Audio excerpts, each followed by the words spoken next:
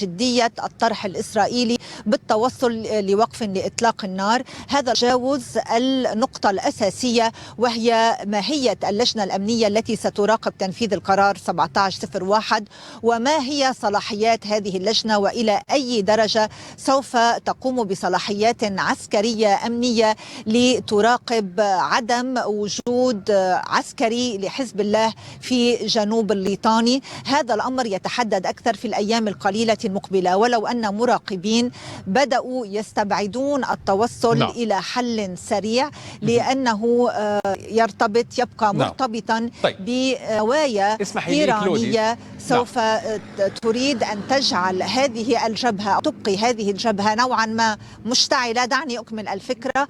تبقي الجبهة مشتعلة لحين التوصل إلى نوع من اتفاق مع الإدارة الجديدة للرئيس الأمريكي. نعم. طيب، ابقي مع لودي. أريد أن أنتقل إلى حيفا من هناك الغد رازي تطور. مرحبا رازي. يعني أريد منك أن تجمل تصريحات المسؤولين الإسرائيليين والإسرائيليين من الجيش بشأن جبهة الشمال وماذا الجوية بخلاف مناطق أخرى، وبالتالي هي المدينة الثالثة الأكبر في إسرائيل، وبالتالي أيضا هذه الصواريخ سقطت بشكل مباشر في موقعين في جبل الكرمل كما ورد، وأيضا خلفت عدة إصابات جراء تدافع على الملجأ، وأيضا جراء شظايا صاروخية، حريق هائل، وأيضا دمار هائل في عدد من المباني تبدو مباني سكنية. ولكن أيضا حزب الله ربما قصد استهداف قاعدة ستيلا مارس كما حاول استهدافها مرارا خلال هذا اليوم. 3 رشقات صاروخية أطلقت على حيفا، عشرات الصواريخ أطلقت على مدينة حيفا. حالة من الاستنفار كانت لدى الشرطة الإسرائيلية، الإسعافات، الإطفاء الإسرائيلي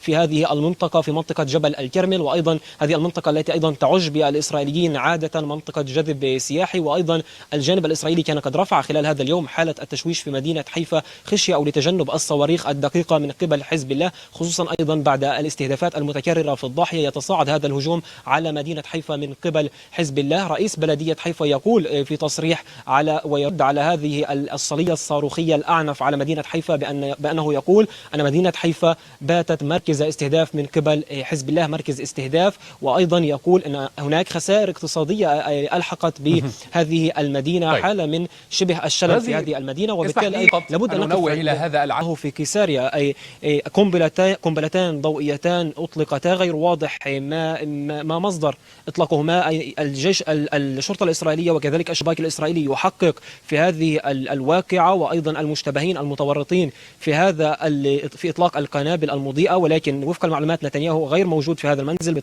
بعد استهدافه طبعا بمسيرات حزب الله، لا يعود إلى منزله في كيساريا. وبالتالي الشرطة الإسرائيلية والشباك يحققان في هذه الواقعة. بدأنا أيضا نرصد الردود الفعل في إسرائيل من قبل المعارضة الإسرائيلية التي تدين هذا الاستهداف وتعتبره خطير جدا. الرئيس الإسرائيلي كذلك إسحاق هرتزوغ اعتبره خطير جدا، ووصف أن الحديث في هذه المرحلة عن درجة خطيرة من العنف في الداخل الإسرائيلي، وإشارة إلى أن هناك حالة انقسام كبيرة. وبالتالي أيضا رغم أن في الفترة الأخيرة بعد تهديد المسيرات رفعت الحماية أيضا على بنيامين نتنياهو والخشية من استهدافه، خصوصا أيضا مع محاولات المقاومة أيضا باستهدافه سابقا. وبالتالي أيضا ربما المشتبهون في هذه الواقعة هم إسرائيليون معارضون من الممكن لبنيامين نتنياهو. إذن الشباك يحقق في الخلفية في هذه